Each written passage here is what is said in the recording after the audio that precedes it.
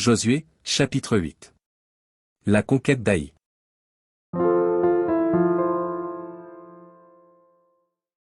L'Éternel dit à Josué, ne crains point, et ne t'effraie point. Prends avec toi tous les gens de guerre, lève-toi, monte contre Aï. Vois, je livre entre tes mains le roi d'Aï et son peuple, sa ville et son pays.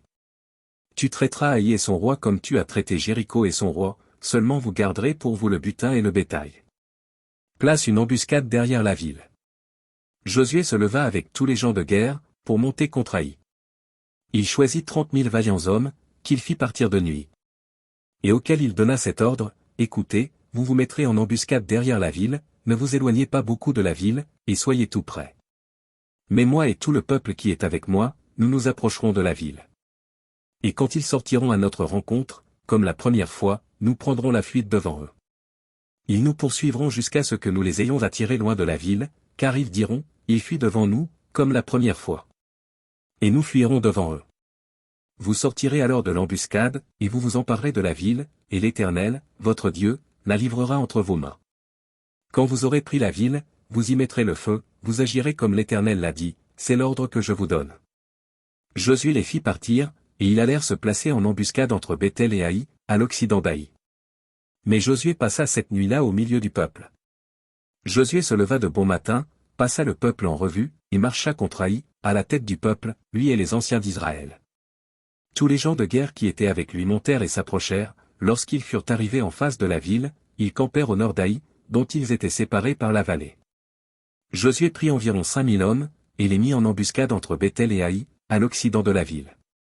Après que tout le camp eut pris position au nord de la ville, et l'embuscade à l'occident de la ville, Josué s'avança cette nuit-là au milieu de la vallée. Lorsque le roi d'Aï vit cela, les gens d'Aï se levèrent en hâte de bon matin, et sortirent à la rencontre d'Israël, pour le combattre.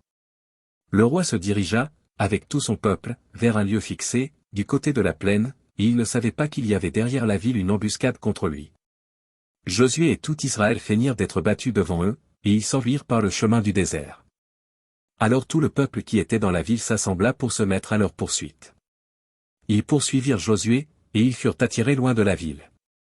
Il n'y eut dans Aï et dans Béthel pas un homme qui ne sortit contre Israël. Ils laissèrent la ville ouverte, et poursuivirent Israël.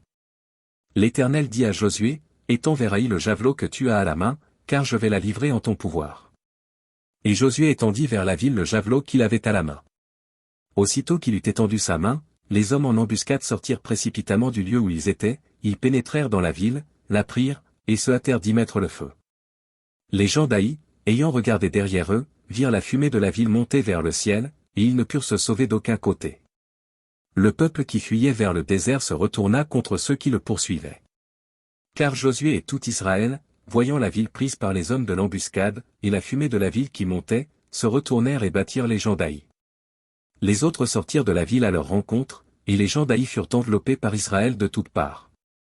Israël les battit, sans leur laisser un survivant ni un fuyard. Ils prirent vivant le roi d'Aï, et l'amenèrent à Josué.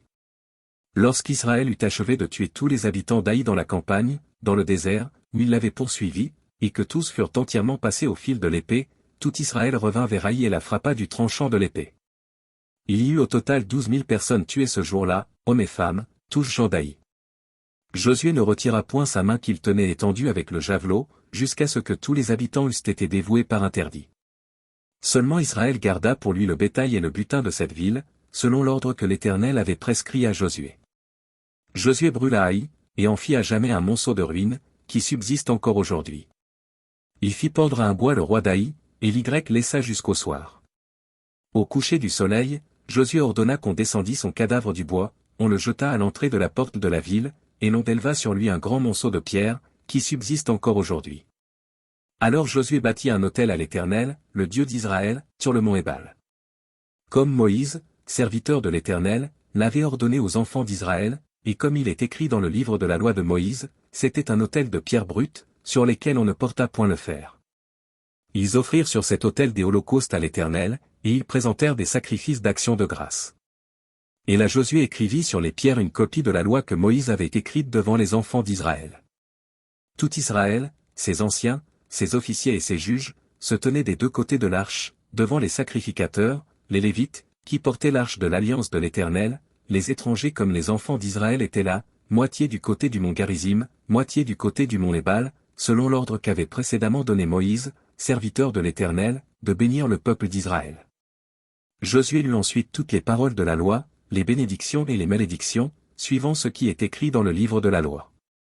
Il n'y eut rien de tout ce que Moïse avait prescrit, que Josué ne lut en présence de toute l'assemblée d'Israël, des femmes et des enfants, et des étrangers qui marchaient au milieu d'eux.